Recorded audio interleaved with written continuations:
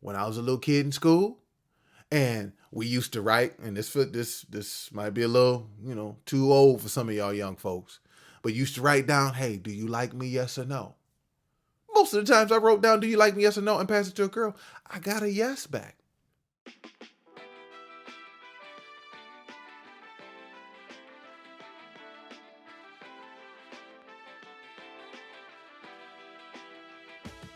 What's up? How you doing? Welcome back to A Moment of Clarity with yours truly, Aaron Thomason. I'm excited, but I want to know, did you bring 3 people with you? Did you give this to 3 people? Did you pass it on? Hey, don't be selfish. Share it. All right. So let's dig into this, right? We've been talking a lot about distractions, right? And we dug a little bit deeper into the emotions of distractions. And I wanted to go a little bit deeper because remember, when we can't see clearly, it's tough for us to be confident moving forward because we know that clarity breeds confidence. And when we understand who we are, where we currently are in life, and where we're going, we can go ahead and make it happen. But we got to have clarity on those 3 questions. And there are certain things that come into play that allow for us to have our vision obstructed, that we don't necessarily understand the depths or as clear as we need to on those questions. All right. And one of those are distractions and emotional distractions. So today, this moment, I want to talk about one that all of us, if you don't suffer from this, then listen, I need you to put your information in my DM so I can be better. But I want us to talk about and sit for a second with fear. It's one of the emotions that distracts us most. Is fear. Why fear? Yeah, we hear the acronyms, false evidence appearing real, right? That doesn't help people. We got Bible verses that said, for God has not given us a spirit of fear, but of power, love, and of a sound mind. Got that too. But guess what? Them same people that said false evidence appearing real and for God has not given us a spirit of fear, but of power, love, and of a sound mind are still sitting someplace in a corner, petrified, terrified. Like, oh my goodness, please don't ask me to do that. Right? Because fear is real. Yep, there's quotes in movies where Will Smith says in a movie where danger is real, but fear is a choice. But I want us to really go back and understand and start unpacking what makes fear so powerful. One of the things that makes fear so powerful is understanding that it is such a paralyzing emotion. Because what fear does, it allows for you to stay put in the moment that you're in, so you can't move forward to get out of it. You can't go backwards to get out of it. You are paralyzed right in the space that you're in. Yeah. Fear, right? Fear tells you that if I do something different, there's going to be a bad outcome. But then there's something else in your mind that's saying, but what got me here wasn't the best outcome. So why would I not do anything? But if I do something different, then yeah, you hear the confusion? You hear the frustration? You hear all of that? That's fear.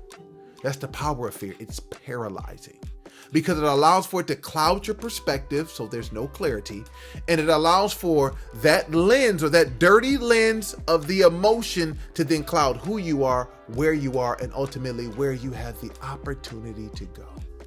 The other thing that fear does is it keeps you from being able to move in the direction, and you're so worried about the destination. Think about that.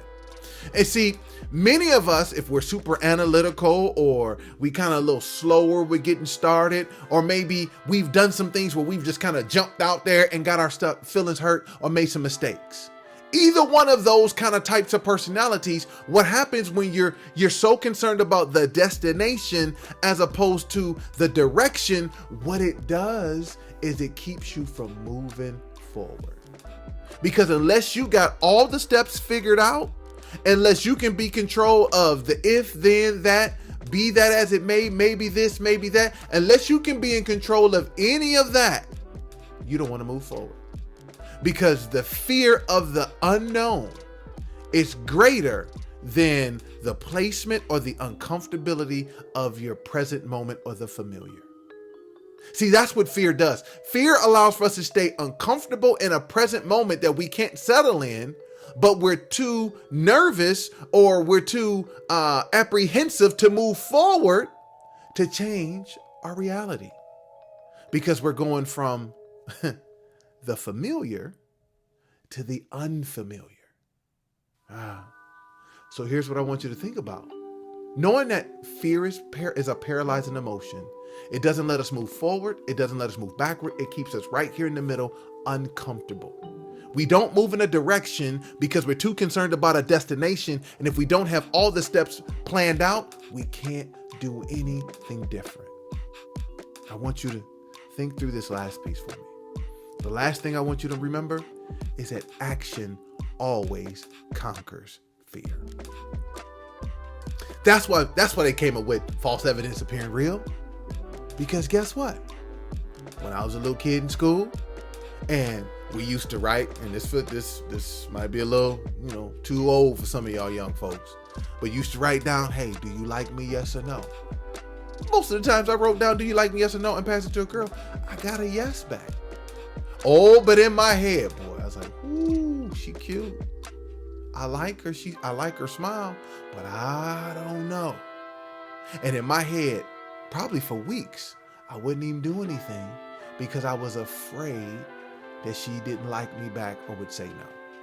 But when I finally got the courage up to allow for the action to conquer the fear, and I was like, if she like me, cool. If she don't, it's okay. I usually got back a yes. And see, many of us have made this thing so big in our minds that we have allowed ourselves to feel like the giant actually has any power. The only power the giant in your mind of the fear that you've created, the only power it has is the power you gave it. It's like the Wizard of Oz. He really wasn't no wizard. He was a little bitty dude with a megaphone behind the screen. That's what your fear is.